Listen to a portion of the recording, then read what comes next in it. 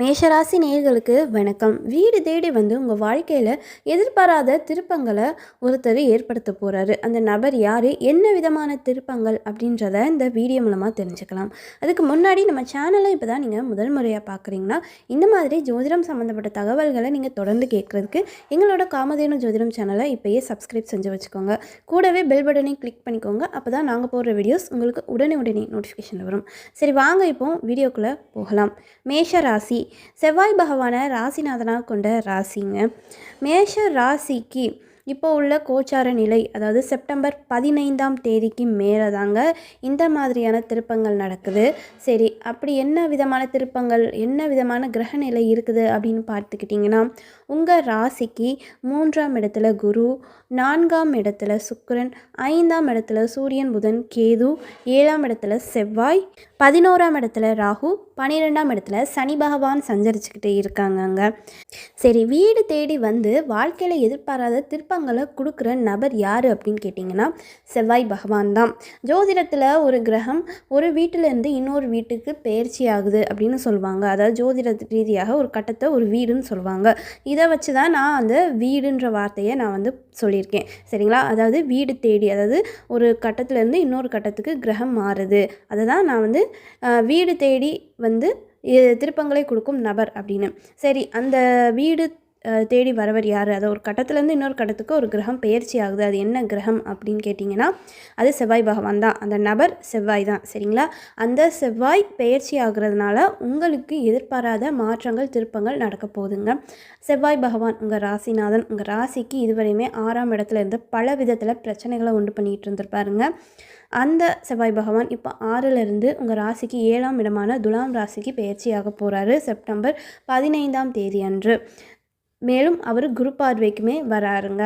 அதனால் எதிர்பாராத நல்ல விதமான பலன்களை அவர் உங்களுக்கு ஏற்படுத்த போகிறாரு. இதுவரையுமே கடன் ரீதியான பிரச்சனைகள் இருந்திருக்கலாங்க. இல்லைன்னா அடிக்கடி ஏதாவது உடல்நலக்குறைவு வந்திருக்கலாம். இல்லைன்னா அதாவது நீங்கள் வந்து அலைச்சல்ன்றது இந்த காலகட்டத்தில் அதிகமாக இருந்திருக்குங்க.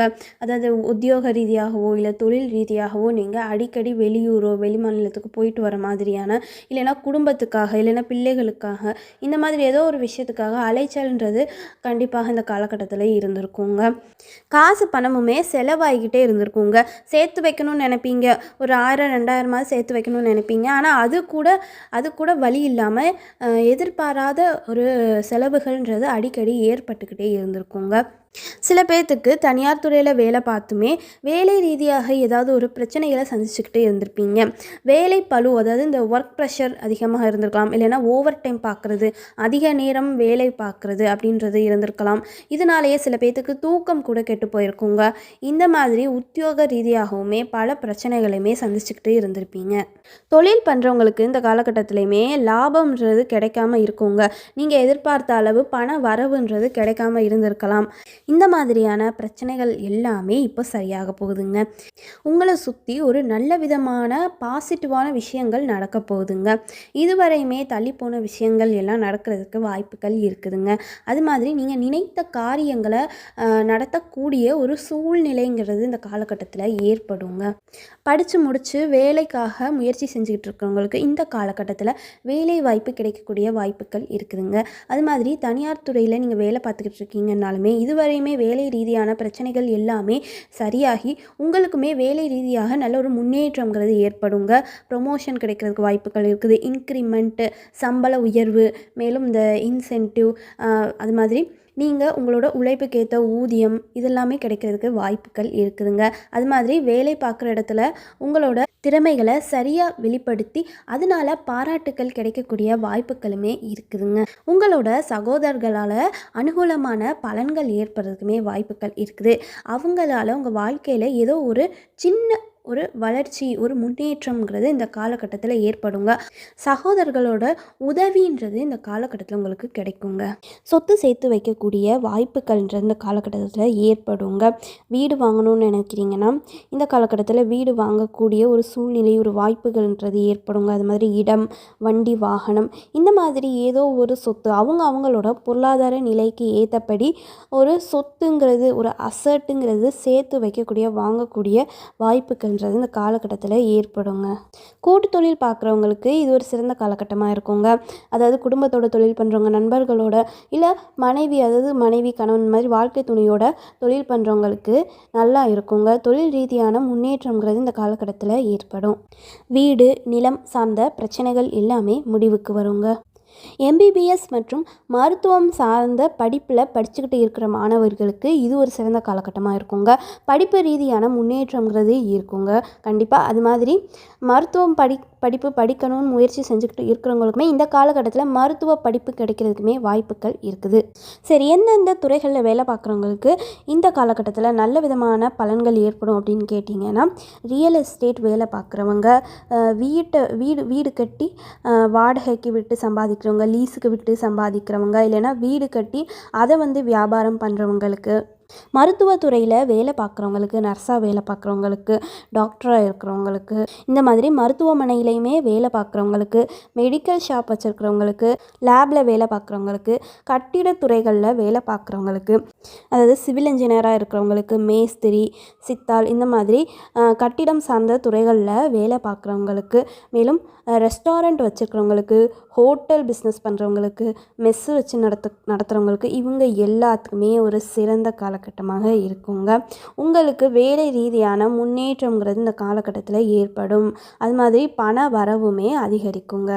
மேலும் அதிகாரத்துறையில் வேலை பார்க்குறவங்க, அதாவது போலீஸாக இருக்கிறவங்க, அரசு துறையில் வேலை பார்க்குறவங்க, மேலும் காவல் நிலையத்தில் வேலை பார்க்குறவங்க, யூனிஃபார்ம் சர்வீஸ் பண்ணுறவங்க, இவங்க எல்லாத்துக்குமே சிறந்த காலகட்டமாக இருக்குங்க.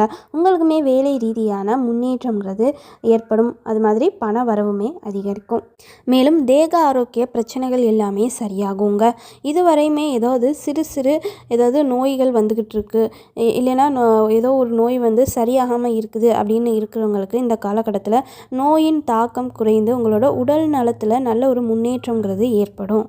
வம்பு வழக்கு, கேஸ் பிரச்சனை, இந்த மாதிரி ஏதாவது குடும்ப ரீதியான பிரச்சனை, இல்லை தொழில் ரீதியான பிரச்சனைகள், இல்லைனா உத்தியோகம் பண்ணுறவங்களுக்கு வேலை ரீதியான பிரச்சனைகள், இல்லைனா தொழில் பண்ணுறவங்களுக்கு எதிரிகள் இருப்பாங்க, இந்த மாதிரி எதிரிகளோட பிரச்சனைகள், இந்த மாதிரியான பிரச்சனைகள் எல்லாமே முடிவுக்கு வருங்க. கண்டிப்பாக இந்த காலகட்டத்தில் உங்களுக்கு ஒரு சந்தோஷமான செய்தின்றது கிடைக்குங்க. அது எந்த விதத்திலனாலுமே இருக்கலாம். ஆனால் ஏதோ ஒரு உங்கள் மனசை சந்தோஷப்படுத்துகிற சில நிகழ்வுகள் நடக்கிறதுக்கு அதிகமான வாய்ப்புகள் இருக்குது. சரிங்க, என்ன இருந்தாலும் நீங்கள் இந்த சின்ன சின்ன விஷயங்களில் கவனமாக இருக்கணுங்க.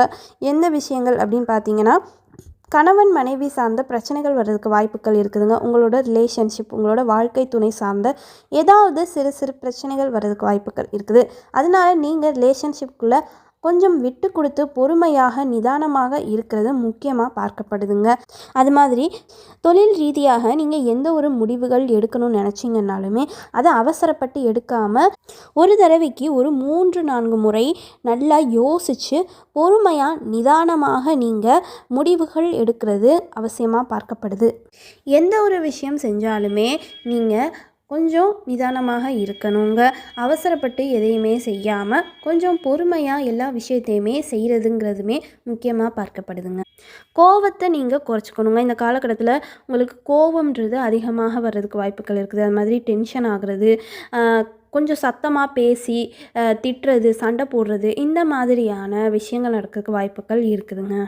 மேலும் எந்த ஒரு விஷயமாக இருந்தாலுமே உடனே நடக்கணும்னு எதையுமே எதிர்பார்க்காதீங்க. நடக்கிற விஷயங்கள் எந்த நேரத்தில் நம்மளுக்கு நடக்கணுமோ அந்த நேரத்தில் கண்டிப்பாக நம்மளுக்கு நடக்குங்க. அது மாதிரி நீங்கள் எதுக்குமே அவசரப்படாமலையுமே இருக்கணும். சரிங்க, அதாவது செவ்வாய் பகவான் கிட்டத்தட்ட செப்டம்பர் 15ஆம் தேதி பயிற்சி ஆகிறவர் 1.5 மாத காலம் இந்த உங்கள் ராசிக்கு 7ஆம் இடத்துல அவர் இருப்பாருங்க. கிட்டத்தட்ட அக்டோபர் முடியும் போது தான் அவர் அடுத்த ராசிக்கு பயிற்சி ஆவார். அதனால் இந்த மாதிரியான பலன்கள் கிட்டத்தட்ட 1.5 மாதங்கள் நடக்கிறதுக்கு அதிகமான வாய்ப்புகளுமே இருக்குதுங்க. மேலும் உங்களோட தைரியம்ன்றதுமே இந்த காலகட்டத்தில் அதிகரிக்குங்க. இதுவரையுமே பயந்துக்கிட்டு ஒரு விஷயம் செய்யாமல் இருந்தீங்கன்னா அந்த பயம் எல்லாமே உங்களை விட்டு போய் நீங்கள் தைரியமாக தன்னம்பிக்கையோட ஒரு விஷயத்தை நீங்கள் அணுகக்கூடிய சூழ்நிலைன்றது இந்த காலகட்டத்தில் ஏற்படுங்க. இது எந்த அளவுக்கு இருக்கும் அப்படின்னு கேட்டிங்கன்னா, ஒரு எடுத்துக்காட்டுக்கு சொல்கிறேங்க. நீங்கள் ஒரு தனியார் துறையில் வேலை பார்த்துக்கிட்டு இருக்கீங்க. இதுவரையுமே யாருமே உங்களை அந்த அளவுக்கு நினச்சி கூட பார்க்காத அளவுக்கு ஒரு காரியம் செஞ்சு, புதுசாக ஒரு காரியம் நீங்கள் தைரியத்தோடு அதை செஞ்சு, அதனால பாராட்டுக்கள் வாங்கக்கூடிய சூழ்நிலைன்றது ஏற்படுங்க. அதாவது உங்களை சுற்றி உள்ள கூட வேலை பார்க்குற சக வேலையாட்கள் கூட இந்த மாதிரி நினச்சிருக்கவே மாட்டாங்க. ஐயோ இவர் இப்படிலாம் செய்வார்னு நாங்கள் நினச்சி கூட பார்க்கலையே, ஆனால் செஞ்சிட்டாரே அப்படியெல்லாம் நினைக்கக்கூடிய ஒரு சூழ்நிலைன்றது இந்த காலகட்டத்தில் ஏற்படுங்க. இது நான் தனியார் துறையில் வேலை பார்க்குறவங்களுக்கு ஒரு எடுத்துக்காட்டாக சொன்னேன். இந்த மாதிரி நீங்கள் தொழில் செஞ்சாலும் சரி, இல்லை குடும்ப ரீதியாக சரி, ஏதோ ஒரு காரியம் இந்த மாதிரி தைரியமாக நீங்கள் செஞ்சுருக்கவே மாட்டீங்க. இந்த காலகட்டத்தில் நீங்கள் அதை புதுசாக நீங்கள் தைரியமாக அந்த காரியத்தை செஞ்சு, அதனால் நீங்கள் ஒரு நல்ல பேர், ஒரு பாராட்டுக்கள், ஒரு பேரு புகழ், இந்த மாதிரியான ஒரு அப்ரிசியேஷன் உங்களுக்கு கிடைக்கக்கூடிய வாய்ப்புகள் இருக்குது. சரிங்க, இந்த காலகட்டத்தில் நீங்கள் ஒரே ஒரு கடவுளை நீங்கள் வழிபட்டால் போதும். எந்த கடவுள் அப்படின்னு பார்த்தீங்கன்னா முருகர் தாங்க. முருகர் தான் செவ்வாய் பகவானோட அம்சம். அதனால் நீங்கள் முருகரை செவ்வாய்க்கிழமை தோறும் இரவு செவ்வாய் ஹோரைன்னு சொல்லப்படுற 8 மணி அளவில் நீங்கள் முருகர் பெருமானை வழிபடுறது ஒரு சிறந்த காரியமாக பார்க்கப்படுதுங்க. எனவே அனைவரும் அனைத்து வளமும் செல்வமும் பெற்ற வாழ்க வளமுடன். இந்த வீடியோ பதிவு பிடிச்சிருந்துச்சுன்னா வீடியோவை லைக் பண்ணிக்கோங்க.